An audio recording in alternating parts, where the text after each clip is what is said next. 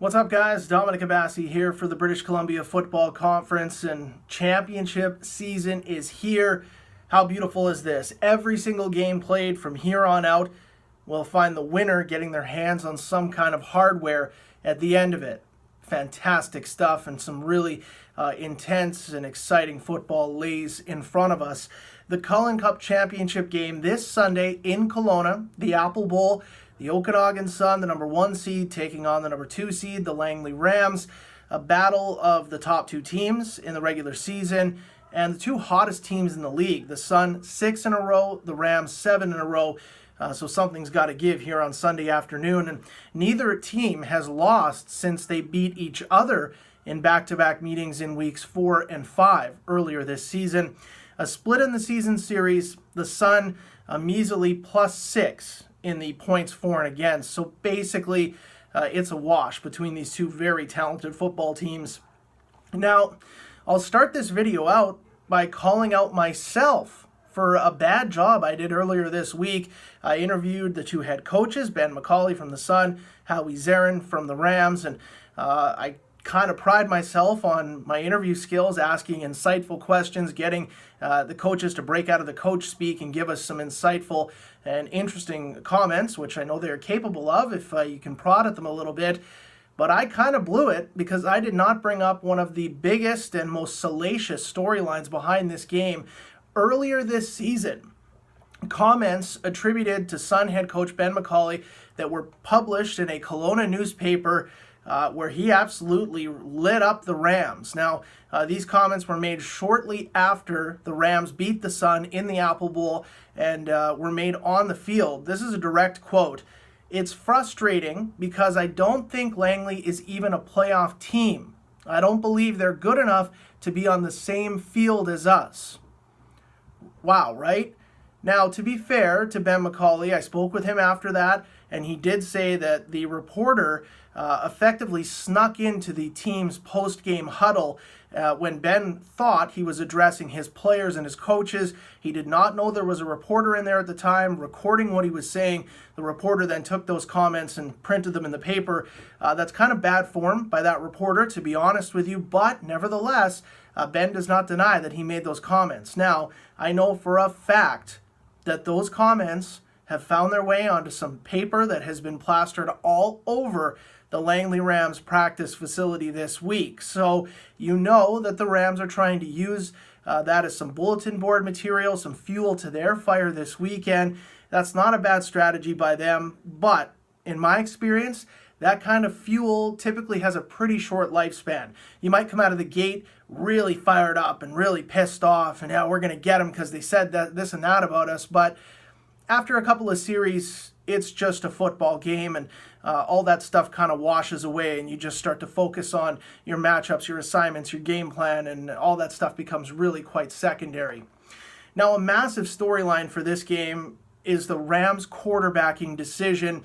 Without any hesitation, during a live interview with his opposing head coach right there, so no mystery here, Howie Zarin came flat out and said Tristan Yansu is going to start at quarterback for us over Duncan Little on Sunday afternoon. Yansu is a rookie who, based on the online stats, appeared briefly in 3 games this season.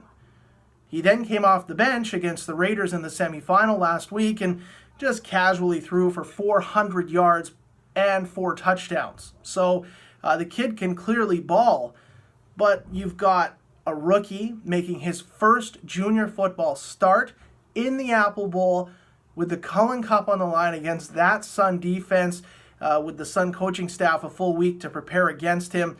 Wow, that's an incredible storyline right there. Props to Howie for sticking with his guy and declaring right away, unless he's pulling some gamesmanship stuff here, that look, he's our guy, he's going to play and he's going to go. Howie said the young man has big kahunas. I don't know if that was a nod to one of the worst names for the Ram franchise, in my opinion, ever, but either way, it's going to be Tristan Yansu, apparently under center, a rookie starting in the BC Championship game in his first career start. That is storyline material right there for sure. Now, the Rams have a great defense. The Sun have a great defense. I don't want to get into the debate over who's 1, who's 2, best in the country, whatever. Doesn't matter. No hot take here. They're both very, very good. They have great personnel all around the field. And a lot of stats that I could break down for you, I'm not really quite sure how applicable they even are. Data from weeks 4 and 5, that was eons ago for these two teams. But there is one stat that really stood out to me. The Sun had the most prolific rushing attack of any team this season. They had several games where they put up over 300 yards. They can really run the ball very well. Big offensive line, a lot of skill there. But the two worst performances the Sun had on the ground this entire season, yeah, you guessed it, they came against the Langley Rams, 147 yards over both games combined for the Sun. If Okanagan struggles to run the ball on Sunday, that's going to shift some advantage to the Rams, in my humble opinion.